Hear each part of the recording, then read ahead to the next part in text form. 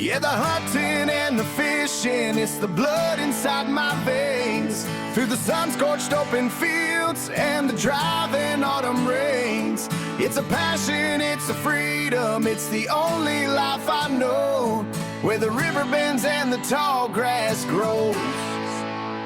From the foothills of the Blue Ridge Mountains and broadcasting from their studio in the South Mountains of North Carolina, this is Carolina Outdoor Adventures Podcast, where you can experience outdoor adventures each week. Whether it is hunting, fishing, or anything to do with the great outdoors, we are sure to have a topic to interest you. And now here's your host of the Carolina Outdoor Adventures Podcast, Jim Carr. Hello, everyone. Welcome to this week's short podcast on Carolina Outdoor Adventures Podcast. I'm your host, Jim Carr, and today we got special guest Brian Meskey from Tailing Red is here to talk with us about red fishing in Charleston, South Carolina, where the waters are like nature's ultimate game of hide and seek, where these copper-colored predators move through an intricate maze of tidal creeks and marshes, following patterns that have mystified anglers for generations. Brian, welcome to the show. Thanks, Jim. Glad to be here today. You know, that's fascinating you bring that up, because the way these fish interact with the tides is truly remarkable. The whole ecosystem moves like a perfectly choreographed dance. You know what's really interesting about the timing, Brian? These fish completely change their behavior based on the tide cycles. I've seen them transform from shy, cautious feeders to aggressive hunters in a matter of hours. Well, here's something most people don't realize, Jim. During summer flood tides, especially around full and new moons, these fish actually push up into grass flats that are practically dry land at low tide. That's exactly what makes Charleston redfish so unique. I mean, where else do you see substantial game fish literally tailing in grass that's barely covered in water? It's like they're breaking every rule we think we know about fish behavior. And you know what, Jim, what's really incredible is how they've adapted to use their entire bodies as sensory organs, feeling for vibrations from crabs and small baitfish in those super shallow areas. Speaking of adaptations, let's talk about how these fish change their patterns throughout the year. I mean, we're looking at completely different behavior from winter to summer, right? Oh, you're going to love this in winter. These fish actually school up in massive groups in deeper holes, sometimes hundreds of fish together. It's like they're creating their own microclimate to stay warm. That's mind-blowing when you think about it, Brian. And then comes spring, everything changes again. The whole pattern shifts as the water warms up, doesn't it? Exactly right, Jim. They spread out into smaller groups and start actively patrolling the flats and creek mouths. But here's what's really fascinating. They remember specific feeding areas year after year. You know what I find most surprising? The way these fish can thrive in such different environments, from skinny water in the grass to deep water near the jetties. How do anglers adapt to target them in these various situations? Well, that's where understanding your gear becomes crucial. You need completely different setups for targeting those bull reds near the jetties versus sight fishing for tailors in the grass. Let's break this down for people who might be new to this. What's the essential gear setup someone would need to get started? Think medium heavy spinning gear with 20 to 30 pound braid for your basic setup. But here's a pro tip: always carry a selection of leader materials, because water clarity can change dramatically with the tides. And what about those legendary flood tides, Brian? I mean, that's got to be one of the most unique fishing opportunities in the country, right? Oh man, Jim, flood tide fishing is like nothing else in the angling world. Picture this: you're literally walking on ground that's normally dry, casting to fish that are hunting in inches of water. That must require some special techniques. How do you even approach a fish in water that shallow without spooking it? It's all about stealth and patience. You have to move like a heron, slow, deliberate steps, and absolutely no splashing. These fish can feel vibrations from dozens of feet away. Brian, you mentioned earlier about seasonal patterns. What makes fall such a prime time for redfish in Charleston? I keep hearing that's when things really heat up. Fall is when everything aligns perfectly. Water temperature's moderate, bait is abundant, and you get both the resident fish and the larger migrants moving through. Plus, the water clarity is usually at its best. That brings up an interesting point about conservation. How do we balance taking advantage of this amazing fishery while ensuring it stays healthy for future generations? That's such an important consideration. The key is practicing catch and release with those breeding-size bull reds and being mindful of how we handle any fish we catch.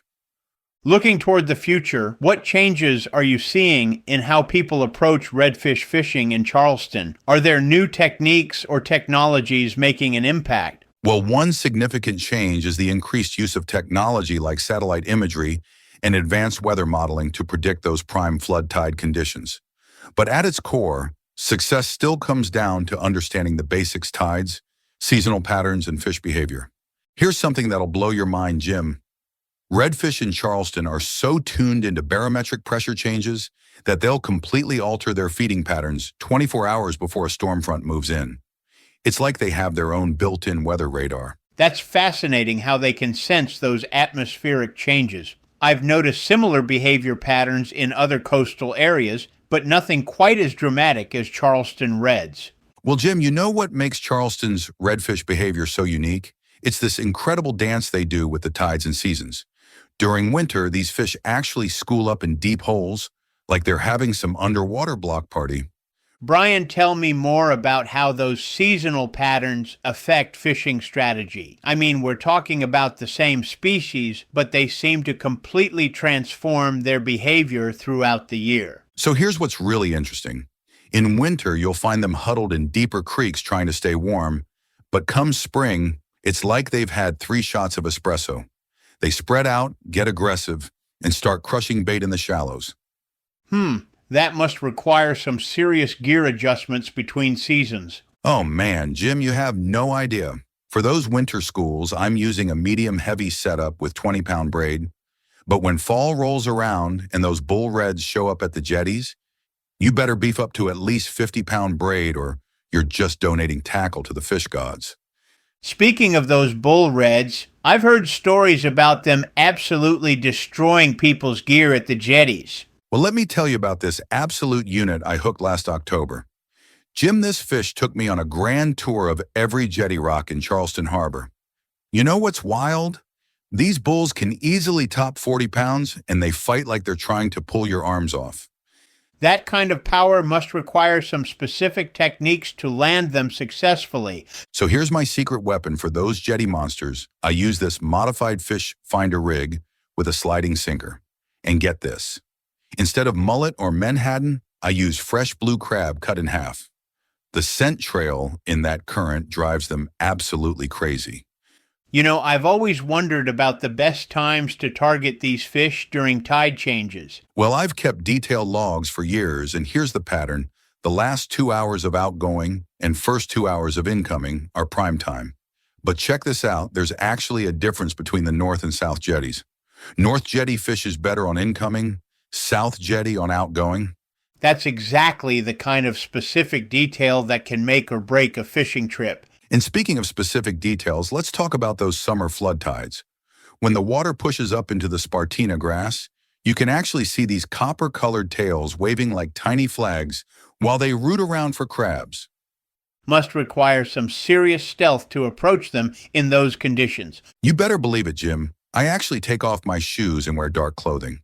These flood tide reds are like the ninjas of the fish world. They'll disappear under the grass at the slightest disturbance. That level of caution seems almost excessive, but I'm guessing it really makes a difference. Well, here's the thing about redfish in shallow water. They didn't survive this long by being stupid. I've seen people motor right up to a flat, talking loudly, and wonder why they can't catch anything. These fish can feel your footsteps from yards away. So what's your go-to setup for those flood tide situations? I've developed what I call my flood tide special. It's a medium light spinning rod with 15-pound braid and a 36-inch fluorocarbon leader. But here's the real game changer. I modify my gold spoons with a single hook and add a small piece of cork to help it ride higher over the grass. Wow, Brian, that's brilliant about the cork modification. I've been struggling with getting hung up in the grass. You know what's really fascinating about these fish? They completely change their feeding patterns based on water temperature. After a cold front, they'll actually seek out dark bottom areas in the creeks, because they absorb more sunlight and stay slightly warmer. That's some serious fish intelligence right there. And here's something most people don't realize during summer heat waves. When water temperatures climb above 85 degrees, these reds actually become more active during cloudy conditions rather than bright sun. It's like they're trying to avoid heat stroke. Brian, how does someone just starting out make sense of all these patterns? Well, my number one piece of advice is to spend your first day just watching and learning the water.